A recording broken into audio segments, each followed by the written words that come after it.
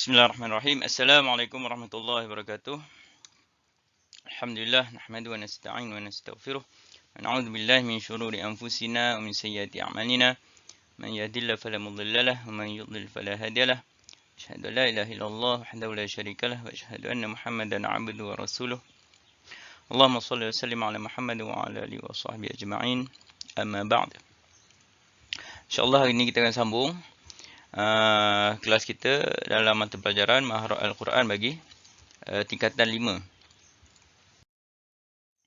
Kita akan masuk tajuk yang baru, pelajaran yang baru, dan kita pun sudah habis bahagian qiraat. Kita masuk bahagian baru, iaitu bahagian tentang Rasmul Uthmani, ya, iaitu Ad-Darsus Tsamin, pelajaran yang ke-8 di bawah tajuk yang baru, Mabadi'u Ilmi Rasmil Uthmani, prinsip ilmu resam Uthmani. Yang mana dalam tajuk ni kita akan membincangkan beberapa tajuk kecil. Pertama, ta'rif ilmu rasmil Uthmani, pengertian bagi ilmu resam Uthmani. Seterusnya, wadi' ilmi rasmil Uthmani, pengarang ilmu resam Uthmani. Seterusnya, maudhu' ilmu rasmil Uthmani, tajuk-tajuk dalam ilmu resam ni apa dia, kita akan cerita. Kemudian hukmu ta'allumi ilmi rasmil Uthmani, hukum mempelajari ilmu resam Uthmani. Dan istimdad ilmi rasmil Uthmani, sumber ilmu resam Uthmani.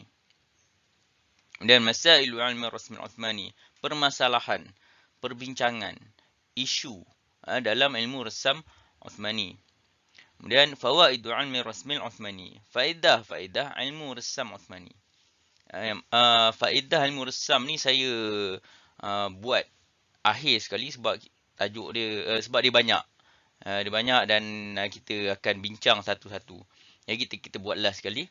Sepatutnya kalau dalam buku teks dia yang keempat, kalau tak silap saya, ya, yang keempat. Jadi saya letak akhir sekali. Kita habiskan dulu yang ringkas sikit-sikit ni.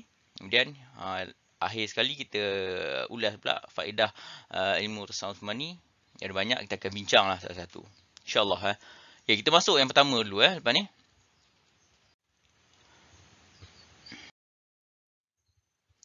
Okey, kita masuk Mabadi'u ilmi rasm. Tajuk yang pertama di bawah Mabadi' ilmi rasmil Uthmani. Okey, ta'rif dia.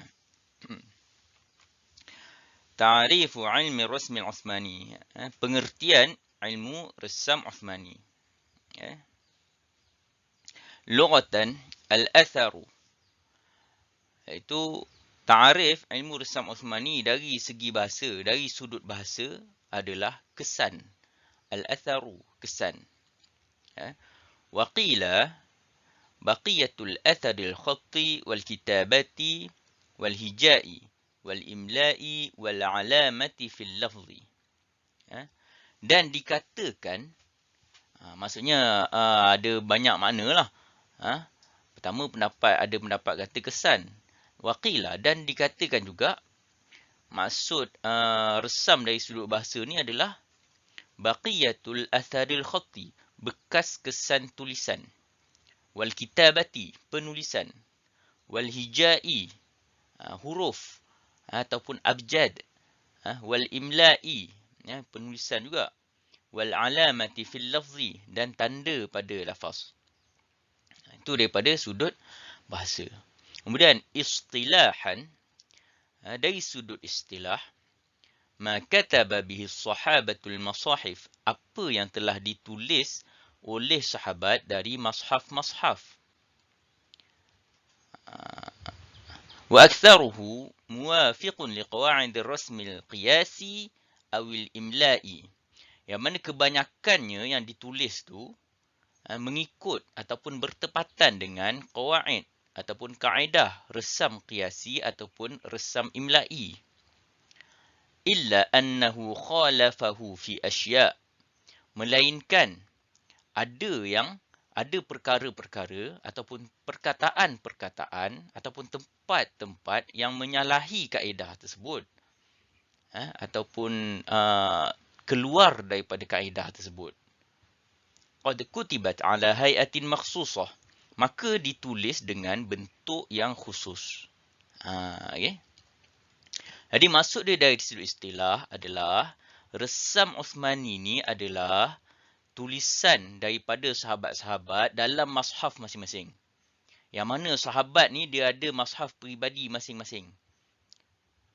Dan setiap mashaf ni ditulis, diorang tulis sendiri.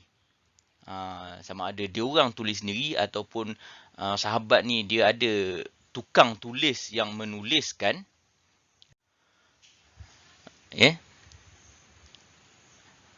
Diorang tulis pada mashaf masing-masing. Kemudian asas penulisannya mengikut kaedah penulisan biasa. Itu dia ar-rasmul qiyasi ataupun ar-rasmul imla'i ini adalah penulisan biasa. Kaedah penulisan biasa ni disusun oleh ulama nahwu, ulama bahasa lah. Jadi kebanyakan tulisan dalam mashaf para sahabat ni mengikut kaedah resam qiyasi ataupun resam imla'i. Kecuali dalam beberapa tempat, ada tempat-tempat ataupun ada perkataan-perkataan yang terkeluar daripada kaedah. Terkeluar daripada kaedah penulisan biasa ni.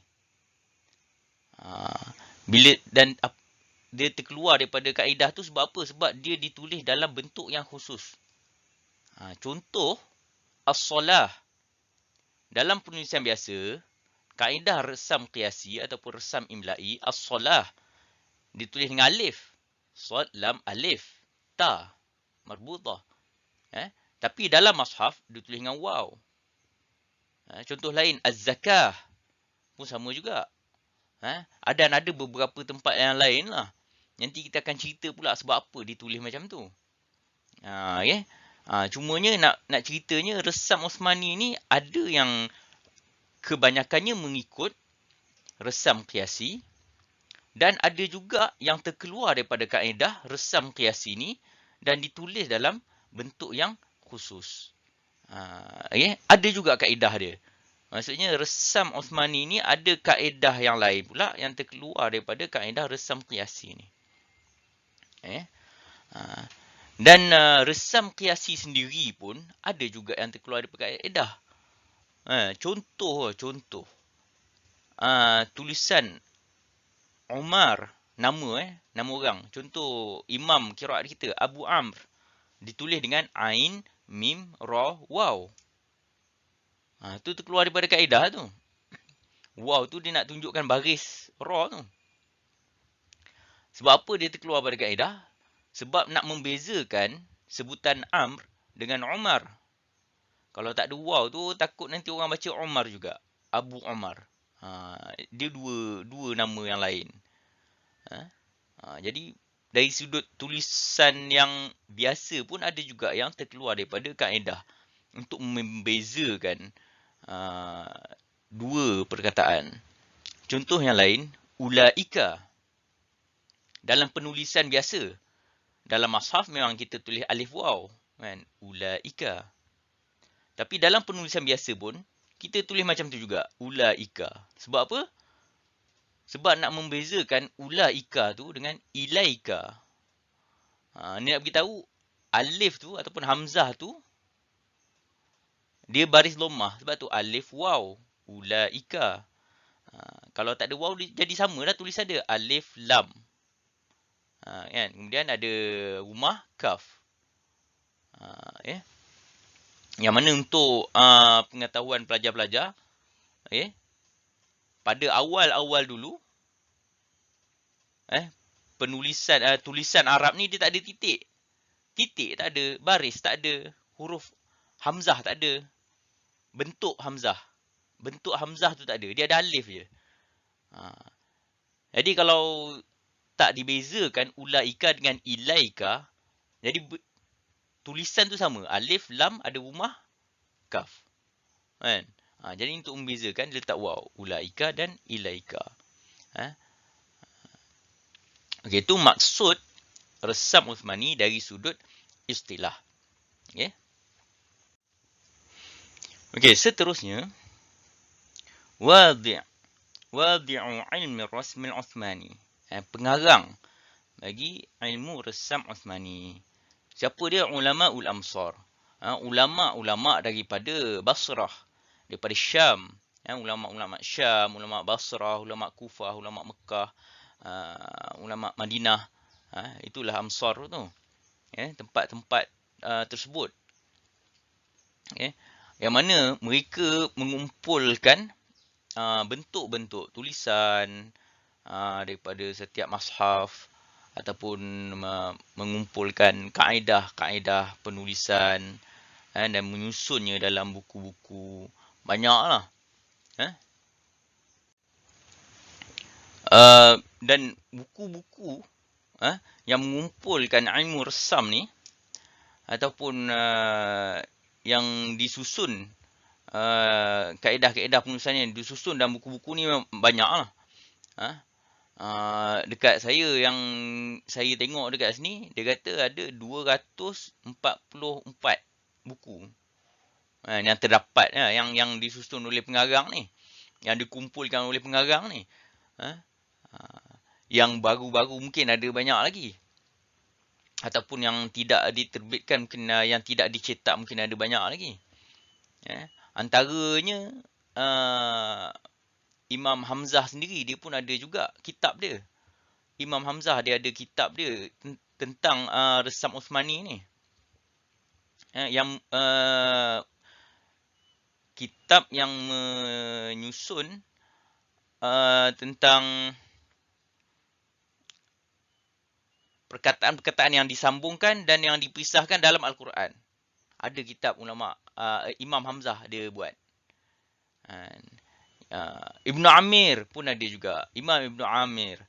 Imam Abu Amr pun ada juga. Dia buat, dia susun ilmu resam ni. Dan Imam Kisai, dia ada juga kitab tentang ilmu resam ni yang membandingkan perbezaan tulisan antara mashaf